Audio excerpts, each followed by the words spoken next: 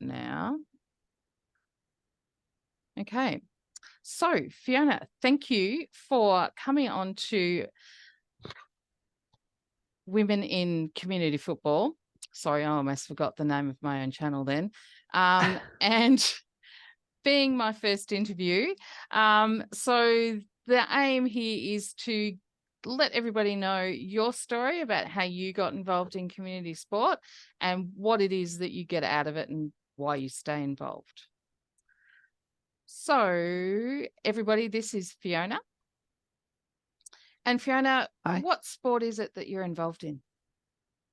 I'm involved in AFL Masters, which is over 35, and I'm under that umbrella. I'm involved in the non-contact, the new over 35s non-contact football. Very good. So you just fit into the over 35 category, somewhat like myself. Just. Did you play any sport when you were younger? Look, no, not really as far as play. Swimming was my thing. I was a bookworm. So when I wasn't, doing a bit of school swimming, I had my head in a book. Yeah, book, and I was happy. So Yeah.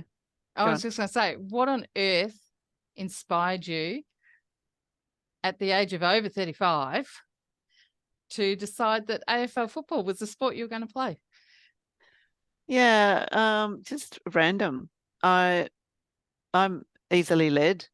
So if someone presents something to me that sounds fun, interesting, different, I'm in. So I was working with a colleague in 2018, and she just popped up to my office one day and said she really wanted to go to the International Women's Day kick on the G, early 2018, and she just said, did I want to go? She wanted, a bit of company. And I thought that sounded fun. So we went along, and I thought, yep, I'll be able to just pick up a football and kick it on the G. So it wasn't a lot of boot on ball, a lot of picking it up off the ground. Yeah. But that's pretty much what started it. Yeah. Yep. And so 2018 was when AFL Masters in Vic Metro had decided that they were going to have a go at developing a women's competition. So Yes. was there some advertising or something on the day there that led you to go? Yes, I think so. Jackie, who I went with, was pretty keen to join a club. She'd played a lot of sport. She came from the UK, and she'd played lacrosse and hockey, and she's just looking for something else. So she'd done all the investigating, and we initially went to the Box Hill North Masters Club. They were just in the planning of a women's team, and we would have had to train with the men, which we didn't really want to do. So we ended up at Clayton, which is where the then Waverley Warriors had their home, and they were a bit more organised.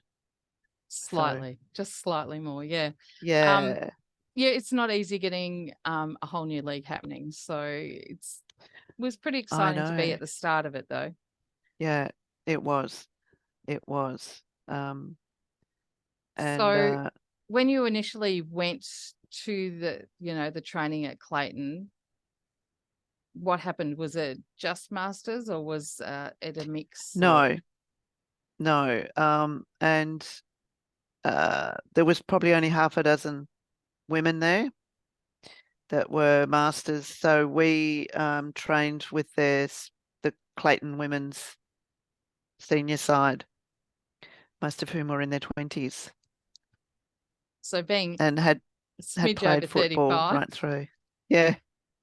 Because I was 36. Yeah. Found it pretty tough going. Yeah. I just got in the way, basically.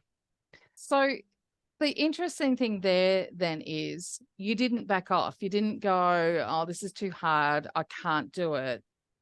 You persevered. So what made you persevere? Look, I hate giving up anything. I hate giving up. I have to be virtually told to get lost before I give up.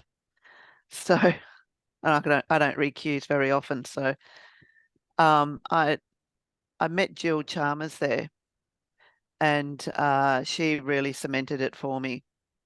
Um, and she was the main instigator for the women's competition starting, I do believe, in 2018. Yes, she was. She was very supportive, and she was there to help out the Waverley Warriors and get organised. Yeah, otherwise, I mean, yeah, I don't know. She it wasn't of no bother to her at all that I had absolutely no idea what I was doing, and that's probably what kept me going. Yep. And Yep. then Which and is then good. as each week came along, we got a few more people and a few more people. So yeah, Yep. And I think that that first year, yeah, Jill certainly was the one that was behind everything. She was involved on the board and getting everything developed. yeah, So I think with a club, you need to have, with a women's team, you need to have someone driving it. So, that's always important. yeah, definitely. And it, never once did I think in the early days in particular, never once did I think or was I made to feel like why are you here? You've got absolutely, it's perfectly obvious you've got no idea what you're doing. Why are you here? This is ridiculous. Yep. Never Yep. once. Which is great because Yeah, sometimes as females, we also have it in our heads. Why am I here? I yeah, for often do sure. that to myself, but then, I get over myself. Um, so it's good that you had the confidence to go, no, I don't care. I don't care if I don't have as much skill as somebody else. This is about me. Yeah. Yeah, yeah, which is great. So then 2018, there were half a dozen games. How did you feel when you ran out onto the field for the first time? Oh, very gung ho. Very gung ho. Um, and yeah, it was interesting. I mean, because I really had no idea what I was doing. So I haven't followed football. When I grew up in Hobart and I've a little bit followed the local team, pretty much because I went to school with one of the Rewalts. Oh, So okay. yeah, I think it's Nick Rewalt's uncle that I went to school with. So and they all look alike. They're all blonde and very sort of Nordic looking. Um, so when I came over here and Nick Rewalt was, one of the best players then, um, that really sparked a bit more of my interest, although I didn't follow the Saints. But um, yeah, not growing up, I just thought football looked easy. So I literally went out there that first game thinking, I've got this. And yeah, again, I just, you know, got in the way of everything and everybody and tried to chase the ball. But the thing is, so did nearly everybody else. True, true. That the women's footy, and still a bit to this day, is a bit of a pack mentality, isn't it? Yeah, Yeah, yeah. yeah. It's I don't think people realize how much skill is actually involved No, in no, I, playing football. yeah, that was 2018 and now we're in 2023, Yeah, 5 years later. yeah. And yeah, my skills are still pretty average. But you're still out there Yeah, doing I'm not, footy. that's right. Absolutely. So, um, were you scared when you played your first game? Um, I probably was by about half to three-quarter time because I realized then just how physical it is and how easily you could get hurt. Yep. And So you're not I exactly didn't. tall, are you? No, no. I'm little and I'm kind of slow and awkward and you know, and some of the girls are very physical, and they still are these days, which is why I don't play the non-contact. And that's fine because they grew up playing football. They knew it was physical, they knew it was contact, and Yep. that I didn't. Yeah. I just went in completely oblivious to that side of it. So, yeah, I mean, yeah, my confidence, by the time we got about halfway through 2018, my confidence was not that great. Yeah. And we'd had a bit of success, and I felt we had better success when I wasn't taking up a spot on the ground. So Yeah. Which is I not the chose, not the ideal the idea of community sport, really, is it? Because we're not no, out it's there not. playing for sheep stations. That Yeah, yeah. we're not going to get picked up by the AFLW at our No, age. yeah, So it should be more about sort of getting everybody to reach their potential and to have fun on the day. yeah. But yeah, it kind of gets Look, lost a bit it's sometimes. certainly, 99% of the time been great fun. I will say that, definitely. Yep. Yeah. I mean, it took a toll on my body, but that's because I have, arthritis and all sorts of stuff. But at no point has it not been fun. Fantastic. And so you haven't just been involved in as a player. So what other things have you got involved in with the club? Well, so very quickly found myself on a committee. Um, Despite the fact that after being on a kindergarten committee, I said I'd never go on another committee. Um, uh, yeah, the committee. I went on the committee, and yeah, it very quickly benefited from having women on the committee. Definitely. Yep. So yeah, just a general committee member for a couple of years. Um, had a big hand in the organisation of the 2018 presentation dinner. We we call it the best ever. So Yeah, because once us women got involved, it's so much more organized, isn't yeah, it? Yeah. that's right. Yeah. Um, And yeah, so yeah, committee and team manager. yeah. And not just at community level at your local club either. You've been involved with the Vic Metro side that plays in the national carnival for AFL Masters. Correct. Yeah, so in 2019, um, I went to Townsville with the Vic Metro side as the team manager. So, which was a massive experience. Yeah. Yeah, we had a lot of fun. Yeah. We had a Yeah. lot of fun. It's huge because you don't get everyone staying in one venue. So we were, spread out all over the place. So yeah, it was sometimes it was a bit of a logistical nightmare, but that's one of the best experiences of my life. Yeah. That Yeah. that going, yeah. And so what does it like being involved in a a team environment? What do you get out of it? Why do you keep coming back? Why do you stay on the committee?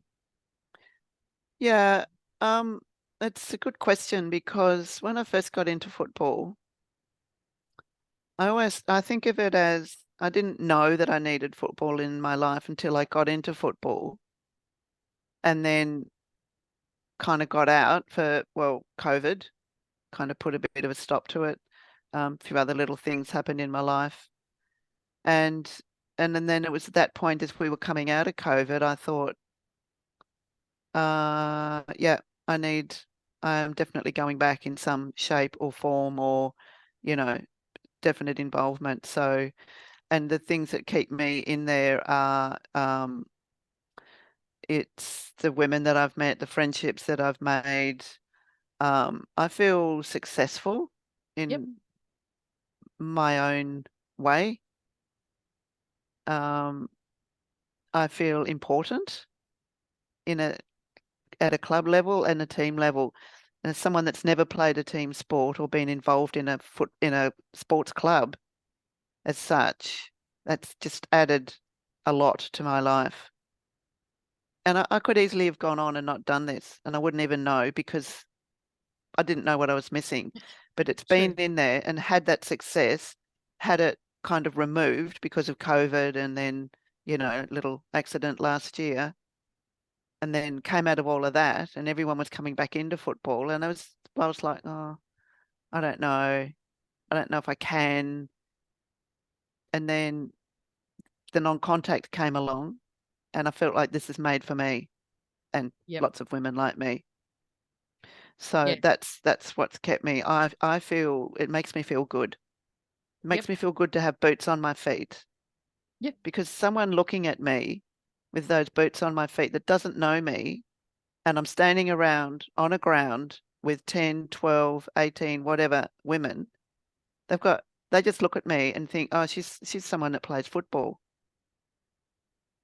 They Yep. don't know my background. They don't know that I'm just doing the non-contact version or that I'm 65, struggle with fitness and, what my body can cope with. They don't know any of that. They look at me, I've got boots on, a mouth guard in, I'm sweaty, and I just look at me and they think, wow, that's someone that's 65 and she plays football.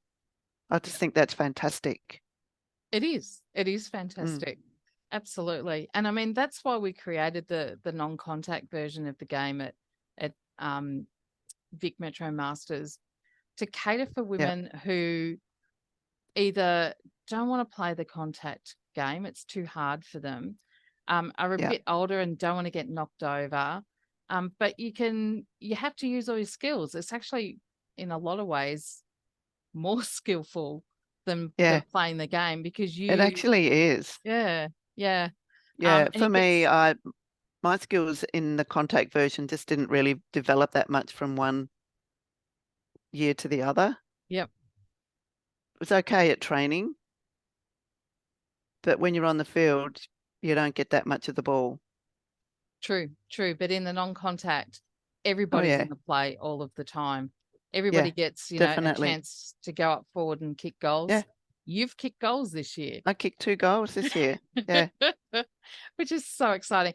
It's so exciting to it see. is. Just the joy that people are getting out of playing footy, and it's so good to see you out on the field, especially after you had a bad accident last year and thought, right, that's it. And this Yeah, year pretty much. was very kind of tentative about what can I do. You Yeah, can actually do a bit more than you thought, I think. yeah, yeah. Look, I know my limitations. Yep, yep, But yeah, certainly didn't think those boots would be back on my feet ever yep. again. Nah, love it. Love it. Yeah. Um, so anything else that you think we need to know about the Fiona's football story? Um, Look, not generally. I don't think there's anything that I haven't touched on. Um, but if you're looking for someone to spruik the new non-contact footy, I'm the person. Yep. It's fantastic. I love it. I love everything about it. I love it that we can turn up 4 players, 9 players, 6 players. Um, we play the same great bunch of girls, and everyone's so encouraging. Yeah. You know, Yes. Yeah, it is. It's all about building our confidence up, isn't it? Yeah. yeah. And building each other up. And as long as my body holds up, I'll be doing this until I can't. Yeah. Fabulous. Fabulous. All right. So Yeah. um thanks for talking to us today, us, as in the royal us, Thank you. Yeah, you're me. welcome, us. Yes. um Today. It's Thank you, great to hear Sue. someone else's perspective on playing football as an older woman. Not that you're an old woman, you're a slightly older woman who's slightly over 35. And here's to a great season and kicking more goals. Absolutely. Thank you, Sue. Been my No pleasure. problems. Thanks, Fiona. Thank you. Bye.